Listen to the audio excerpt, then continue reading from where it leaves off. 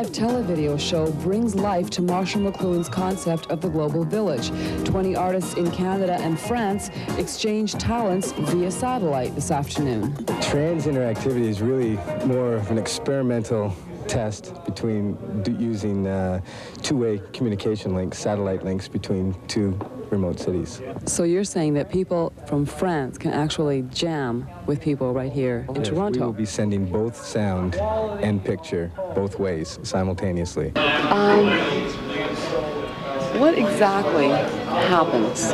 Like, how exactly does this whole thing work?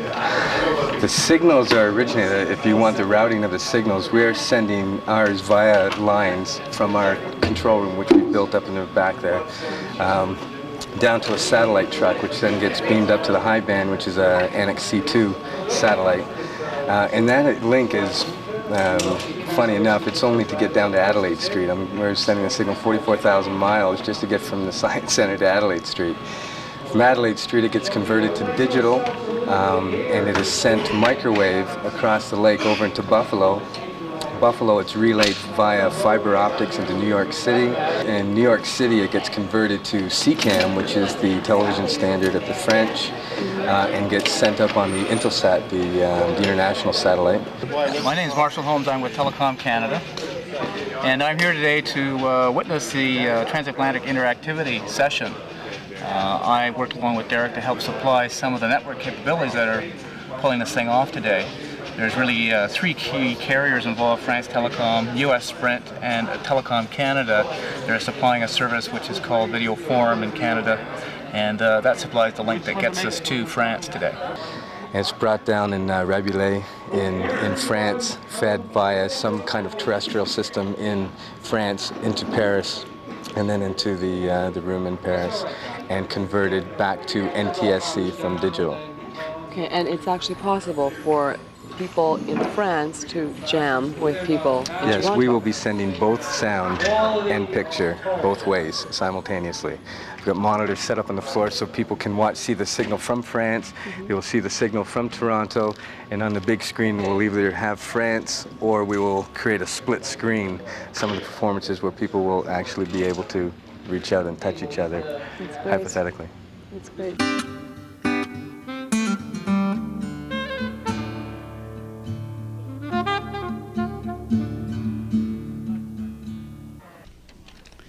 I have a page here from the diary of Mrs. Simcoe, March of 1794. Mrs. Simcoe, as you know, was the wife of Ontario's first lieutenant governor, who settled here in the wilderness in 1793. Remember the date, 1793. It was very interesting times in France. And this is what she marked in her diary. Saturday, March the 1st, the news received of the death of the Queen of France. Orders given out for mourning, in which everybody appeared this evening, and the dance was postponed. I checked in my Larousse, and Marie Antoinette was guillotined on October 1793. It took 5 months for the news to get to Toronto.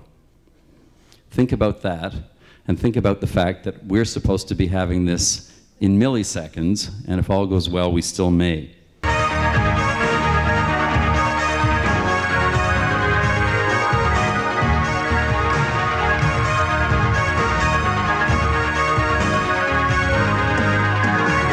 Very, very fascinating. Is it difficult to get into that uniform? Yeah, it certainly is. It's the wires have been stretched to enough over. Wait a minute. Here we go. Let's give a round of applause for a real face. There we go. This is Denise Bertrand. What are those? Are those transistors? Some of them are LEDs, and some are the smallest light bulbs you can get on the market. And they are hooked up to the computer so that when the music plays, there's a sort of a correspondence between the lights moving and the computer signals? Exactly, yes. In time, of course, the next stage of this is to be battery operated, which is coming in a couple of weeks, and looking very forward to being free. This is what we call the umbilical cord at this point. So it's like inner space. Very interesting, thank you. While I was looking through my little box of goodies, I found this one. That's pretty good too. We'll save that for when we get our direct contact with them. And here's one of her, a little more casual.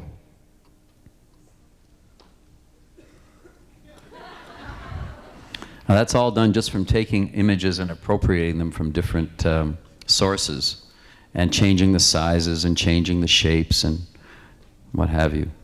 See, there's that image, which can be moved around, enlarged. Just to keep you entertained, we're doing our best. David Rokeby is going to do something for us. David? Yeah, we're just going to do, to keep everything going, a simple, what we would call locally interactive performance here with our dancer, Rashida Blake, dancing in the space and essentially composing music using her body. These are cameras, these little boxes here that are going to be looking at her movements and speaking to a computer over there. That computer's speaking to a synthesizer, and that's essentially what's happening.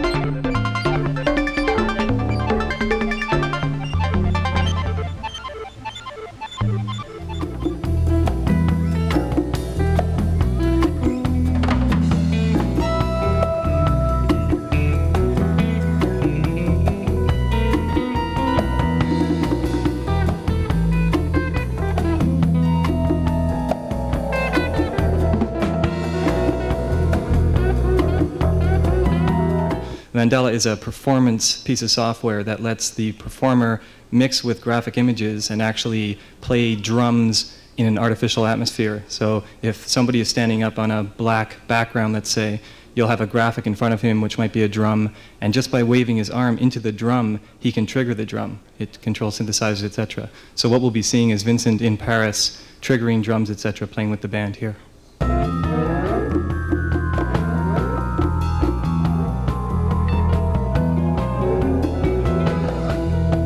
And Daryl? Hi, my name is Daryl Gold. I'm a freelance computer artist. Right here, I'm just a troubleshooter watching over these computers. Aha. And we have to say that Daryl managed to avoid an international incident when we found out that the tricolore, the French flag, was reversed. But thanks to the kindness of Monsieur le Consul Général, we managed to turn it around, and that's how we did it. This is Patrick Lee, everybody. Hi. Oh, cool. Applause.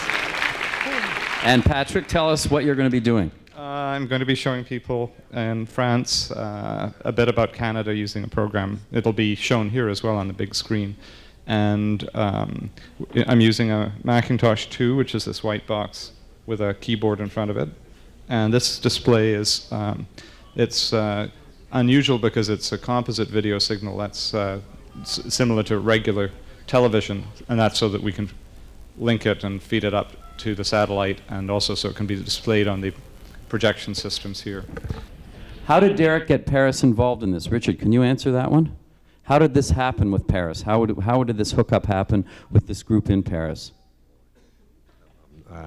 Gee whiz. There's a long history, of course, of this this kind of activity. Derek de Kerkhoff being a leader in the field through the Marshall McLuhan Center, and of course Keith Holding and Tom O'Donnell have been experimenting with it for several years. This is a dream of a lot of people that they're trying to pull together. Technology doesn't want to play with us today, it seems. But it's certainly been a long process, and the configuration and camaraderie that's been born here is something that I think will continue to stimulate us. You can start talking now, okay? Hello. I understand that everybody can hear me. This is Eric de Kerkhoff. I have to apologize for this disappointment, which is shared by now probably more than 800 people. However, I have to say that one of the things that we wanted to accomplish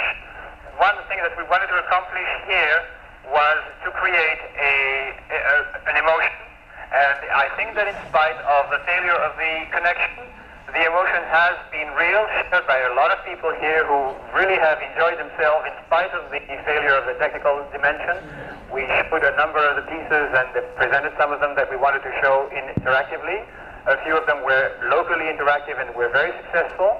I hear that Charlie Factor has done a marvelous job at making the same thing as I did here on the other side. I am terribly sorry that to have to say that even now we can't have a connection because the French side now is gone to bed. I'm talking here about a technician and the whole video conferencing unit on the French side. And so I would like to thank you all very, very much for having been there, and my students particularly. And I just hope that maybe there'll be another time. Thank you, and good night from Paris at 22 hours and 39. I'm going to start off now with a tune, and you'll forgive me because we haven't had a chance to run it down. This thing is called a lead sheet, and we faxed this to the musicians. We're going to do a tune by Mike Murley, who's a great Canadian jazz musician, called New Dreams.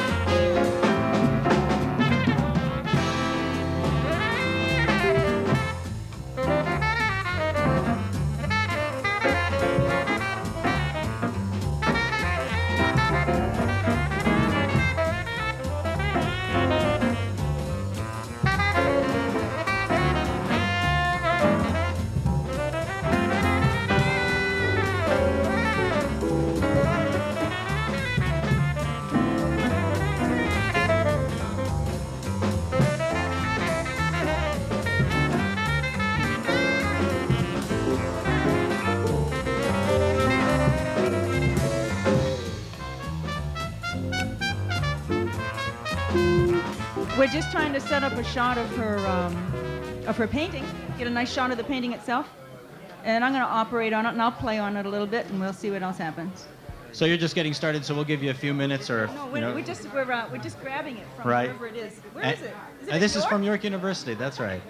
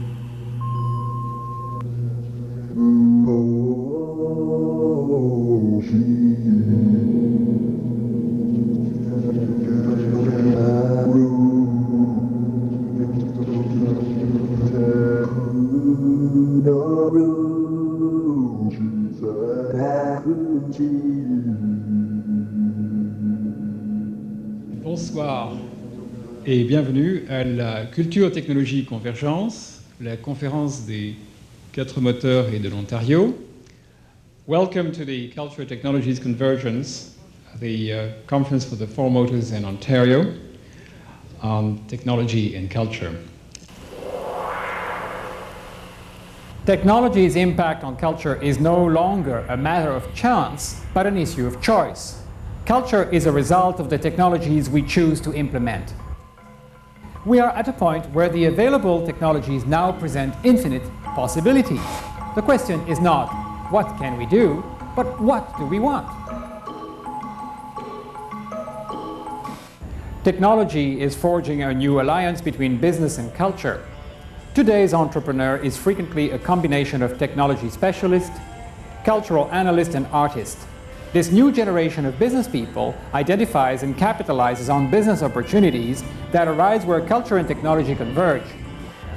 This conference brings together some of the best and the brightest innovators from business, the arts, museum, design, and creators of new technologies from Europe and Ontario.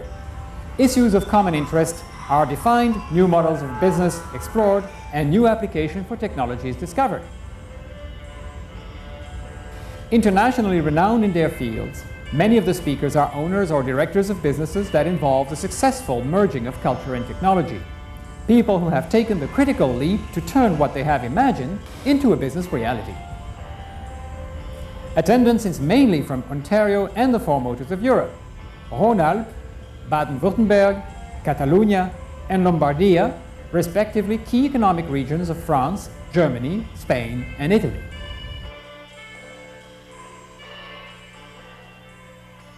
The coming together of exceptional people who have found a way to connect new technologies and their cultural ground. People who have taken chances. It's very daring to start connecting a technology and its cultural potential. You have to take chances. It's not for faint-hearted or conservative approaches to business. It's not just television getting married to the computer on the electronic highway. It is, in fact, the digitization of so much of our human, biological, social, industrial, and cultural experience.